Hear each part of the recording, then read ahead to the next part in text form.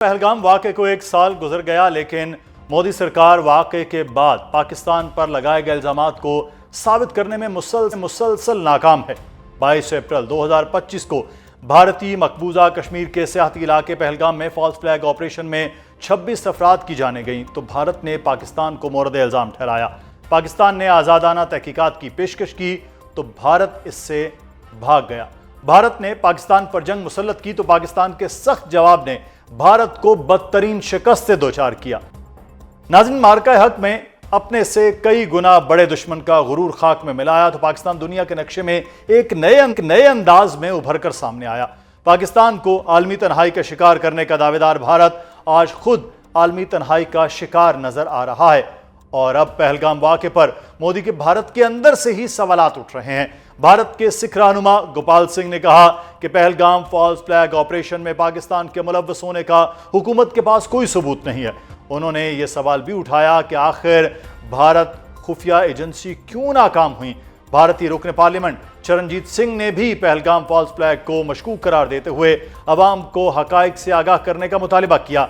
न सिर्फ पहलगाम वाक़े पर मोदी पर भारत के अंदर से सवाल उठ रहे हैं, बल्कि पाकिस्तान के हाथों शिकस्त के बाद आलमी तन्हाई पर मोदी हुकूमत की खारजा पॉलिसी पर भी इस वक्त शदीद तनकीद हो रही है।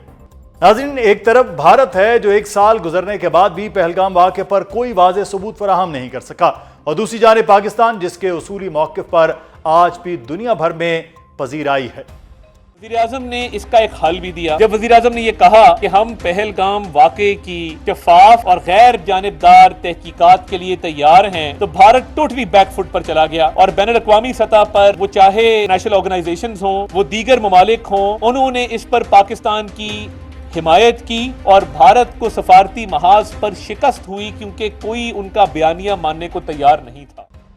अब सवाल यह है कि पहलगाम वाक़े को एक साल गुजर चुका, आज पाकिस्तान कहां खड़ा है और भारत कहां है।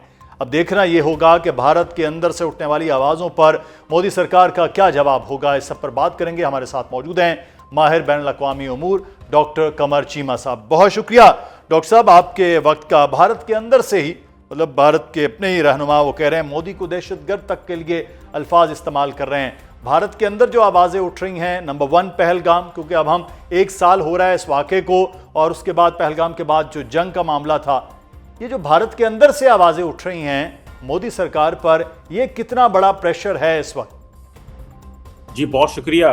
देखिए, इस वक्त इसमें तो कोई शक नहीं है कि नरेंद्र मोदी पिछले एक साल से अंडर प्रेशर हैं।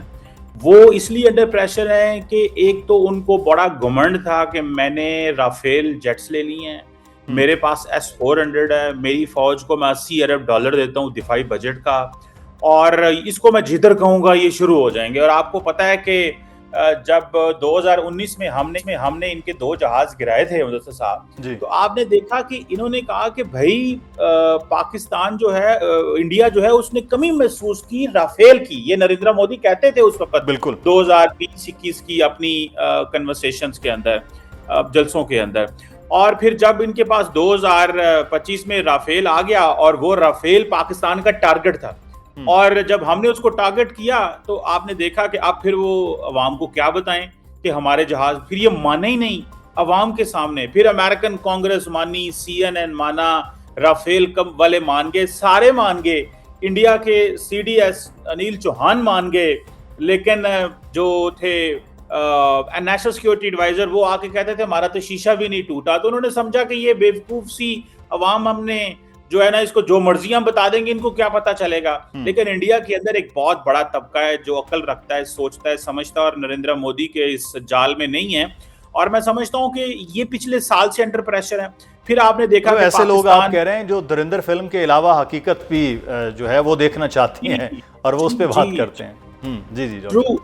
और आप देखें कि उससे उनको जो नुकसान हुआ है, वो नुकसान हुआ है कि दुनिया के अंदर आज इंडियंस जो हैं वो परेशान है कि हमारी तो बड़ी स्टैंडिंग थी, लेकिन वो बबल थी एक, उस बबल जो है वो बहुत बुरी तरह वो एक्सपोज हुए हैं, मैं ये समझता हूँ। और अब आप देखें कि उनकी पोजीशन ये है कि जयशंकर साहब पिछले एक साल से अंडर प्रेशर हैं, दुनिया में जाके अपनी स्टोरियां सुना रहे हैं फिर डोनाल्ड ट्रंप साहब ने इनके ऊपर टैरिफ लगा दिए, फिर अमेरिका, फिर ये प्रेशर ये आया कि तुम लोग तो इतना असला अमेरिका से खरीदते थे, रूस इजराइल से खरीदते थे, रूस फ्रांस, तो क्या बना भाई? तो पाकिस्तान तो छोटी सी इकोनॉमी है, छोटा सा मुल्क है, तो कैसे उन्होंने मिलिट्री सुपरियोरिटी हासिल की आपके ऊपर कि आप तो 48 घंटे अपनी एयरफोर्स में आप एयरफोर्स को नहीं उड़ा सके? तो बंद कमरों में बैठ के तो वो गालियां जरूर देते हैं कि मोदी साहब का ये सारा दिन जो चेस्ट थंपिंग और दिस दैट चलता था, ये हमें बुरी तरह नाकाम हो गए हैं।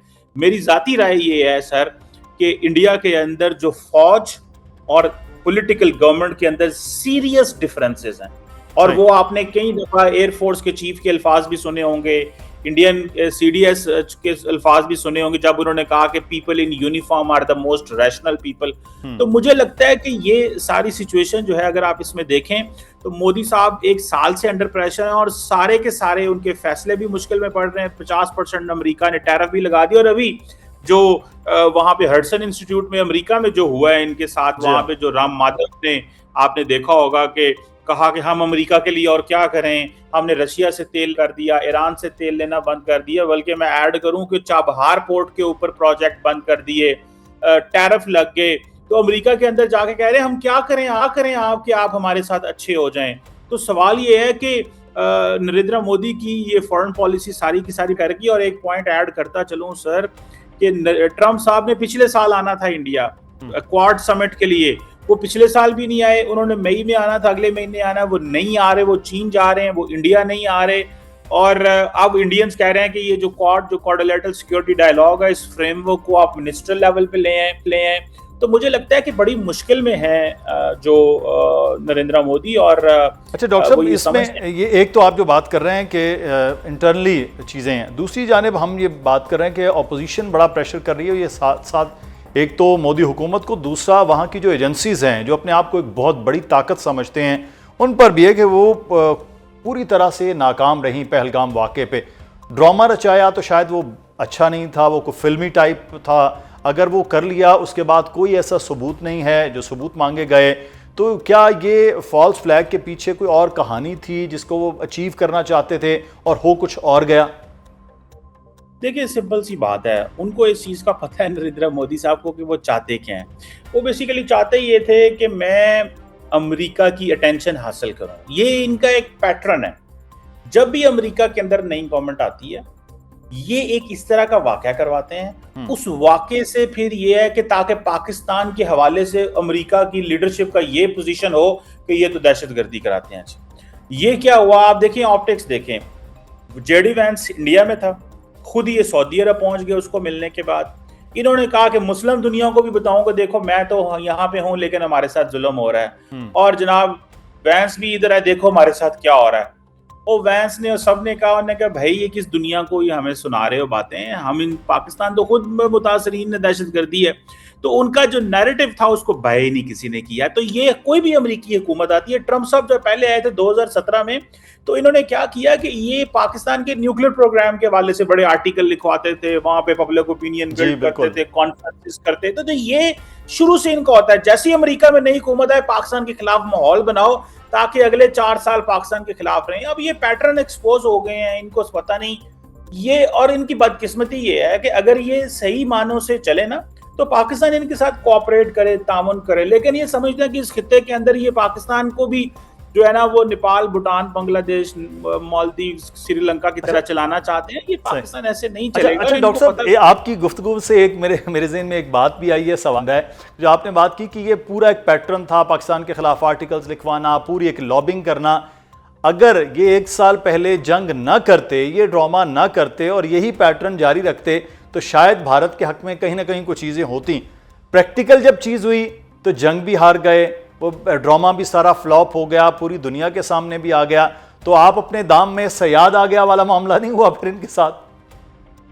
जी, और आप देखें ना, आप इमेजिन करें, मैं कल भी किसी से बात कर रहा था, एक इंडियन जैन साहब के साथ एक टीवी पे मैं बैठा हुआ था, मैंने कहा जी बात सिंपल सी है, वो जी हम मैनेज करने की कोशिश कर रहे हैं। मैंने कहा यार सिंपल सी बात है, आप $4 ट्रिलियन की जीडीपी हैं, हम $400 अरब की जीडीपी हैं। हम भी मैनेज कर रहे हैं, आप भी मैनेज कर रहे हैं, और हमारे और आपके बीच में क्या फर्क है यार हम तो रेलिवेंट हैं। अमेरिका ने 2021 में अफगानिस्तान के साथ गया, हमारा उनके साथ एक अच्छा पार्टनरशिप रही। ट्रांसनेशनल टेररिस्ट ऑर्गेनाइजेशन को देख लें, पाकिस्तान की मैक्रो इकोनॉमिक स्टेबिलिटी में अब अमेरिकन यहाँ पे इन्वेस्टमेंट करने आ रहे हैं। देखिए उन्होंने हमारे साथ कोऑपरेट तो उतना ही करना है ना जितनी हमारी कैपेबिलिटी है। अगर हम छोटे मुल्क हैं, छोटी इकोनॉमी है, तो हम ये हमारी जॉब है ना अपनी इस ताल्लुक को ट्रांसफॉर्म करना और चीजें करना। तो मैं समझता हूँ कि इंडिया का उन्होंने ट्रम्प एडमिनिस्ट्रेशन ने तो बिल्कुल इग्नोर कर दिया। आप इमेजिन करें जब से अमेरिकन ये मौजूदा एडमिनिस्ट्रेशन आई है, एक भी बंदा वहां पे नहीं गया। जेडी वैंस वहां पे गए हैं और वो पाकिस्तान भी आए हैं, और कोई अमेरिका की लीडरशिप में वहां पे नहीं गया, ना सेक्रेटरी ऑफ स्टेट, ना सेक्रेटरी ऑफ डिफेंस, कोई भी नहीं गया हुआ वहां पे। तो सिर्फ एक वो गई थी तुलसी गैबर्ड, और उसके बाद वो भी जो है वो ट्रम्प साहब की फेवर से हट गई। तो मुझे ये लगता है कि नरेंद्र मोदी को ये जो नफरत की सियासत और एंटी पाकिस्तान सेंटीमेंट जो है ये इनको बंद करने पड़ेंगे अगर ये इज्जत चाहते हैं अपने लोगों के अंदर ही, और भारत के लोग पाकिस्तान से बात करना चाहते हैं, एंगेज करना चाहते हैं। उनको ये इन्होंने 12 साल देखे पाकिस्तान को आइसोलेट करना चाहते थे। पाकिस्तान ग्लोबल स्टेज जो है उसके ऊपर खड़ा है, दुनिया हम ग्लोबल स्पॉटलाइट हमारे ऊपर है। और ये देखें पाकिस्तान की लीडरशिप की ये कामयाबियां हैं, मिलिट्री पॉलिटिकल, और हम हम्बल रहना चाहिए। और ये इंडिया की एरोगेंस इसके सामने आई है और लोग देख रहे हैं कि ये कैसे बिहेव कर रहे हैं। मुझे लगता है कि इंशाल्लाह ताला ये एक बहुत, जैसे हमारे लिए आज हम दुनिया में रेलिवेंट हैं, ये बहुत बड़ा टर्निंग पॉइंट है इंडियंस को अपने इस बिहेवियर, इस एरोगेंस। बिल्कुल, बहुत शुक्रिया डॉक्टर कमर चीमा साहब, आप हमारे साथ मौजूद थे। हमें